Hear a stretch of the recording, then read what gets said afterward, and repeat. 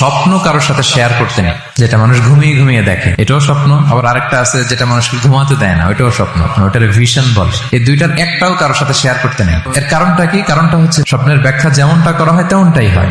আপনি একটা স্বপ্ন দেখলেন, একজনকে একটা বললেন, সে হুট করে একটা ব্যাখ্যা দিয়ে দিল, ওইটাই হয়ে যাবে। এটা আপনার জন্য ভয়ঙ্কর হয়ে যেতে পারে। এক লোক এসে মোহাম্মদ ইবনে সিরিনকে বলল যে আমি দেখলাম আমার ছেলে পানি খেতে খেতে পেটটা এত বড় হয়ে গেছে।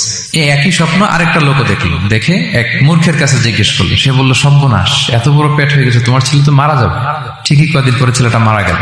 আর একই স্বপ্ন দেখে এই লোক মোহাম্মদ ইবনে সিরিনকে জিজ্ঞেস করেছিল, উনি বলেছেন যে তোমার ছেলে তো অনেক বড় আলেম হবে। ঠিক তাই হয়েছে, ওই ছেলে অনেক বড় আলেম হয়েছে। এই ভিশনও শেয়ার করা যাবে না কারোর সাথে। বিশাল বড় একটা কিছু প্রজেক্ট নিছেন, শুরু করার আগে আপনি বলে ফেলছেন, শেষ, আর এটা হবে না।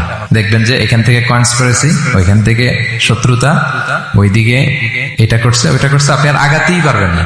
সো স্পেশালি যদি কোনো ভালো স্বপ্ন দেখেন, এট দ্য সেম টাইম খারাপ স্বপ্ন যদি দেখেন, এটা আপনি শেয়ার করবেন না কারোর সাথে। কারণ স্বপ্ন এটা কেবলমাত্র মন মস্তিষ্ক প্রসূত কোনো বিষয় না।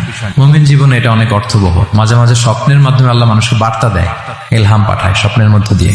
যার জ্ঞান নেই বা ব্যক্তিগত জীবনে পাপী, ভালো মানুষ নয় বা হিংসুক টাইপের, এদের কাউকে আপনার কখনো স্বপ্ন শেয়ার করবেন না। ভালো স্বপ্ন দেখলে শুকরিয়া করবেন আল্লাহর, আলহামদুলিল্লাহ, আল্লাহ কবুল করো। খারাপ স্বপ্ন দেখলে পানাহা চাবেন আল্লাহর কাছে।